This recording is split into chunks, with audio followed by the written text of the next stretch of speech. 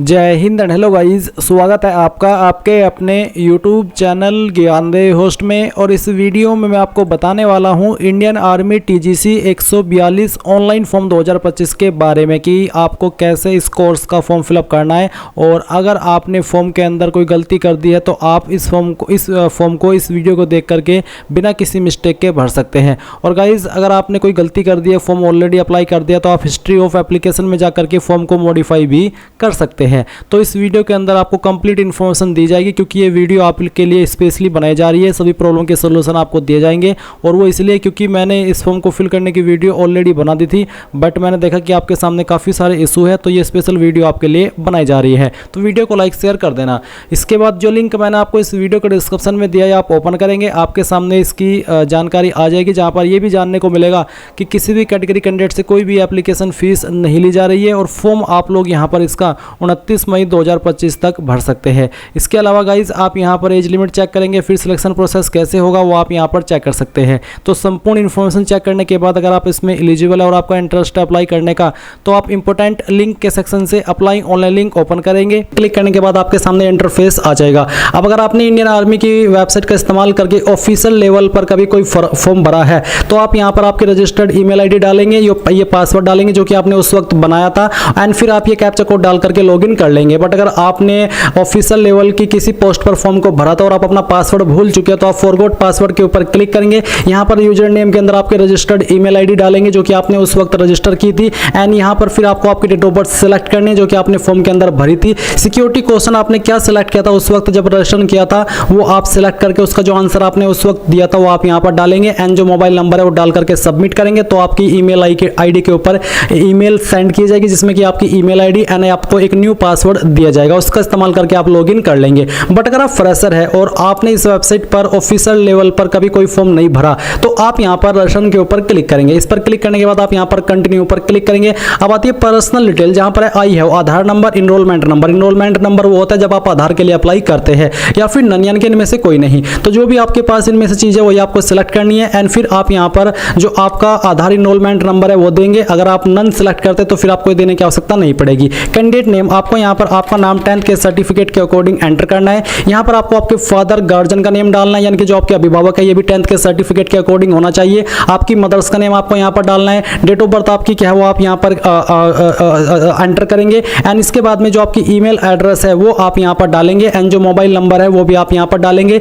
ये captcha code fill करेंगे and then आपको सबमिट पर क्लिक करना है। अभी गाइज मैं आपको बता दूं कि जो आगे की जानकारी है वो मैं आपको एक अपनी अन्य वीडियो से दे रहा हूं, जो कि जब मैंने TGC 137 का फॉर्म आया था तब बनाई थी। क्योंकि क्या है ना कि इस वेबसाइट के ऊपर आप एक ही बार रजिस्ट्रेशन कर सकते हैं, और मेरी इसके अकॉर्डिंग यहाँ पर जो इन्फॉर्मेशन है वो गलत हो गई थी और इसमें आधार वेरिफिकेशन मांगा जाता है। तो ऐसे में यहाँ पर मैं दूसरा रजिस्ट्रेशन नहीं कर सकता, इसलिए मैं आपको प्रीवियस वीडियो से ही बता रहा हूँ कि कैसे आपको आगे का फॉर्म भरना है। कोई भी डिफरेंस इस फॉर्म को भरने में नहीं है। अगर आपको कहीं पर कोई भी डाउट लगे तो आप कमेंट के माध्यम से पूछ सकते हैं, एंड आप इसको बिना किसी मिस्टेक के भर पाएंगे अगर आप वीडियो को इसको आगे पूरा देखेंगे। फिर भी जैसे कि मैंने कहा कि कोई डाउट अगर आपके मन में आए कहीं पर किसी भी पॉइंट पर, तो आप कमेंट के माध्यम से पूछ लीजिएगा। सबमिट के ऊपर क्लिक करने के बाद आपकी ईमेल आईडी के ऊपर एक ओटीपी जाएगा, और वो ओटीपी आपको यहाँ पर कुछ इस प्रकार से देखने को मिलेगा। मैं इस फॉर्म को डेमो के रूप में भर रहा हूं, तो मैंने यहाँ पर एक टेम्पररी ईमेल यूज की है, यानी कि ईमेल आईडी यूज की है। तो आप देखोगे कि आपको इंडियन आर्मी की तरफ से ईमेल मिलेगी जहां पर आपको आपका नाम और ओटीपी देखने को मिल जाएगा।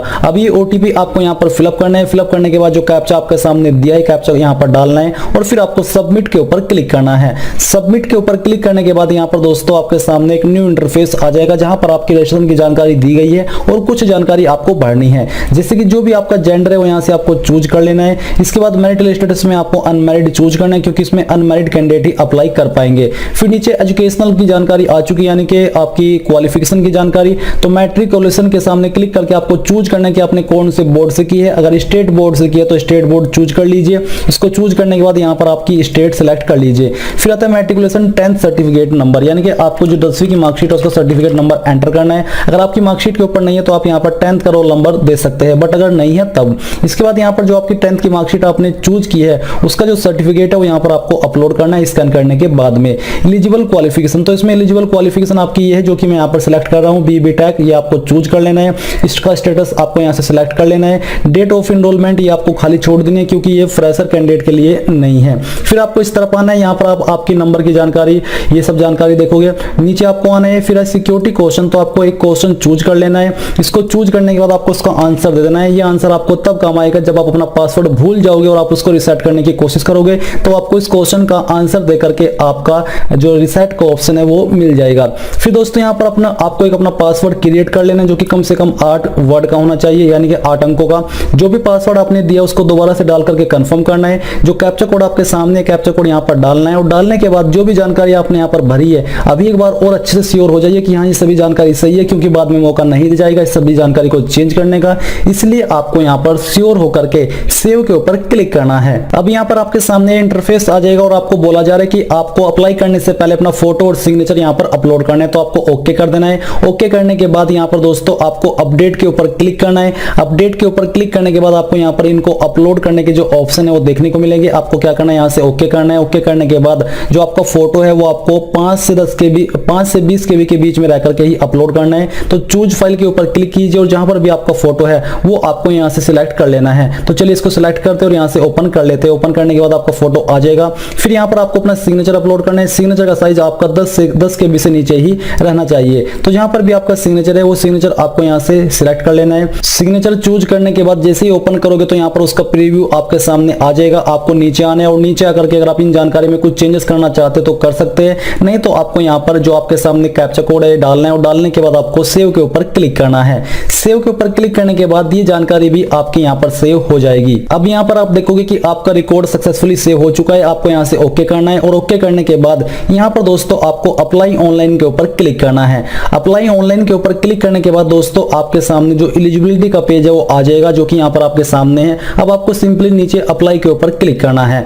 अप्लाई के ऊपर क्लिक करने के बाद आपके सामने यहां पर इंस्ट्रक्शंस आएंगे। आपको इनको रीड कर लेना है और जान लेना है कि कौन लोग इसमें एलिजिबल है इस जानकारी के अकॉर्डिंग। फिर आपको कंटिन्यू के ऊपर क्लिक करना है। कंटिन्यू के ऊपर क्लिक करने के बाद आपकी पर्सनल डिटेल यहां पर आ चुकी है। आपको यहां पर नेशनलिटी के अंदर इंडियन चूज कर लेना है। फिर आपको फिर से यहां पर अपना फोटो और सिग्नेचर अपलोड करना है, जैसे कि अभी आपने किया था। यहां से फोटो सेलेक्ट करते हैं। इसके बाद जहां पर भी आपका सिग्नेचर है, जो कि अभी आपने यहां पर सिलेक्ट भी किया था, अपलोड भी किया था, वो आपको सेम तरीके से चूज करना है और चूज करने के बाद इसको यहां से ओपन कर लेना है। ओपन करने के बाद आपको यहां पर सेव एंड कंटिन्यू के ऊपर क्लिक करना है। इसके ऊपर क्लिक करने के बाद जो आपकी ये जानकारी है सेव हो जाएगी और अब आप यहां पर कम्युनिकेशन यानी कि एड्रेस की जानकारी के ऊपर आ जाओगे। जो भी आपका एड्रेस है आपकी आईडी के अकॉर्डिंग वो एड्रेस आपको यहां पर लिखना है। आपके सिटी, विलेज, टाउन का नाम यहां पर आपको डालना है। स्टेट यहां से आपको अपनी चूज कर लेनी है। उस स्टेट के अंदर आपकी कौन सी डिस्ट्रिक्ट है वही डिस्ट्रिक्ट यहां से आप चूज कर लीजिए। फिर आपको अपने पोस्ट ऑफिस या डिस्ट्रिक्ट का पिन कोड यहां पर एंटर कर देना है। एंटर करने के बाद नीचे इस तरफ आता है आपका कोरेस्पोंडेंस एड्रेस। अगर आपका प्रेजेंट और परमानेंट एड्रेस सेम है तो यहां पर टिक कर दीजिए। टिक करने के बाद ये जानकारी आपको दोबारा से फिल करने की आवश्यकता नहीं पड़ेगी और अब आपको सेव एंड कंटिन्यू के ऊपर क्लिक करना है। इसके बाद ये जानकारी भी आपकी यहां पर सेव हो जाएगी और आप यहां पर एजुकेशन डिटेल के ऊपर आ जाओगे। तो यहां पर आपके सामने 13 पॉइंट में है टाइप ऑफ स्कूल। तो आपको चूज करना है कि आपका जो स्कूल है वो किस टाइप का है। आपको यहां पर काफी सारे विकल्प दिए गए हैं, अगर इनमें से है तो चूज कर लीजिए, नहीं तो यहां पर दोस्तों जो अदर्स है वही रहने दीजिए। फिर दोस्तों यहां पर है रोल नंबर ऑफ 10+2, यानी कि आपको यहां पर 12वीं का जो रोल नंबर है वो एंटर करना है। तो चलिए यहां पर हम इसको एंटर कर देते हैं। ये एंटर करने के बाद यहां पर आता है अदर स्कूल। तो जो आपका अदर स्कूल है उसका नाम क्या है वो यहां पर आपको एंटर करना है। तो चलिए हम यहां पर इसको फिल कर देते हैं। फिर यहां पर दोस्तों नीचे आता है वेदर डिप्लोमा होल्डर। अगर आप डिप्लोमा होल्डर यानी कि आपके पास डिप्लोमा है तो यस कीजिए, नहीं तो आपको नो करना है। इसके बाद है aggregate percentage of marks in class 12, यानी कि आपकी परसेंटेज कितनी थी 12th के अंदर वो आपको लिखनी है। फिर नीचे आता है मेन इंजीनियरिंग स्ट्रीम। तो आपका इंजीनियरिंग का मेन स्ट्रीम कौन सा है वही स्ट्रीम यहां से आपको चूज कर लेना है। इसको चूज करने के बाद यहां पर वेबसाइट रिफ्रेश होगी और रिफ्रेश होने के बाद यहां पर आपके सामने कुछ और विकल्प आ जाएंगे। तो यहां पर जैसे आपने अपनी जो स्ट्रीम है वो चूज कर ली है तो आपको बोला जा रहा है नोटिफाइड एविलेंट स्ट्रीम, यानी कि यहां पर इक्विवेलेंट स्ट्रीम। तो आपको कौन सी में अप्लाई करना है तो वही यहां से आपको चूज कर लेना है। इसको चूज करने के बाद यहां पर है date of joining engineering course, यानी कि जो आपका इंजीनियरिंग कोर्स है या आपने कब ज्वाइन किया था वो डेट यहां से आपको सिलेक्ट करनी है। पहले ईयर, फिर यहां से आपका जो मंथ है वो, और फिर यहां से डे। इसके बाद कब आपने इसको कंप्लीट कर लिया था वो आपको यहां से चूज करना है। तो सेम तरीके से यहां पर आपको इसको सिलेक्ट कर लेना है। तो चलिए हम यहां से इसको सिलेक्ट करके आपको दिखाते हैं। ये आपने सिलेक्ट कर लिया है। इसके बाद दोस्तों यहां पर नीचे आता है नेम ऑफ कॉलेज, यानी कि आपने किस कॉलेज से किया है आपको उसका नाम एंटर करना है। तो ये आप नाम अच्छे से अपना फिल कर दीजिएगा। यूनिवर्सिटी, तो अगर आपने डायरेक्टली यूनिवर्सिटी से किया तो आपको दोनों में यूनिवर्सिटी का नाम देना है। अगर आपकी जो कॉलेज है वो किसी यूनिवर्सिटी से एफिलिएटेड है तो आपको यूनिवर्सिटी के अंदर उस यूनिवर्सिटी का नाम एंटर कर देना है जहां से वो एफिलिएटेड है। टाइप ऑफ यूनिवर्सिटी, तो आपकी यूनिवर्सिटी का टाइप क्या है वो यहां से आपको चूज कर लेना है। State in in which university located, यानी कि कौन सी स्टेट के अंदर आपकी यूनिवर्सिटी स्थित है, लोकेटेड है, वो आपको चूज करना है। गेट स्कोर, अगर आपने गेट के अंदर पार्टिसिपेट किया था या क्या किया हुआ है तो जो आपका गेट स्कोर है वो कितना है वो यहाँ पर आपको डालना है, तो आपको खाली छोड़ देना है और ये कब तक वैलिड है वो आपको देना होगा। अगर आपने नहीं लिया इसमें पार्टिसिपेशन तो आप इसको खाली छोड़ दीजिए। ये सब जानकारी भरने के बाद आपको नीचे आना है और आप यहाँ पर देखोगे सेमेस्टर फर्स्ट, यानी कि आपके सेमेस्टर फर्स्ट या फिर सेमेस्टर ईयर के अंदर कितने नंबर थे, टोटल मार्क्स आपको यहाँ पर डालने हैं। जैसे कि यहाँ पर मैं 500 एग्जाम्पल के तौर पर आपको फिल करके दिखाता हूँ। अब आपको इसमें से कितने आए थे वो यहाँ पर आपको एंटर करना है। ये आपने जानकारी भर दी है, परसेंटेज आपकी यहाँ पर आ जाएगी। फिर सेम तरीके से आपको यहाँ पर जो सेमेस्टर 2 यानी कि ईयर फर्स्ट उसकी जानकारी देनी है, सेमेस्टर 3 की जानकारी देनी है, सेमेस्टर 5 की जानकारी। तो इस प्रकार से आपको इसको भर देना है और भरने के बाद आपको कैलकुलेट के ऊपर क्लिक करना है। कैलकुलेट के ऊपर क्लिक करने के बाद आप यहाँ पर देखोगे कि आपके नंबर्स के अकॉर्डिंग आपकी जो परसेंटेज है वो कैलकुलेट कर ली गई है। आपको पूरी जानकारी यहाँ पर देखने को मिल पा रही है। अब आपको क्या करना है, आपको यहाँ पर नीचे सेव एंड कंटिन्यू के ऊपर क्लिक करना है। इसके ऊपर क्लिक करने के बाद ये जानकारी आपके यहाँ पर सेव हो जाएगी और अब आपके सामने एसएसबी की जानकारी आ चुकी है। अगर आपने एसएसबी में पार्टिसिपेशन किया है तो आपको यस करना है, नहीं तो आपको नो करना है। अगर आप फ्रेशर हो तो आपको इसके बारे में कुछ जानने की आवश्यकता नहीं है कि ये क्या है। अगर आप इसके अंदर पार्टिसिपेशन किए हो तो आपको बताने की आवश्यकता नहीं पड़ेगी कि यह क्या है।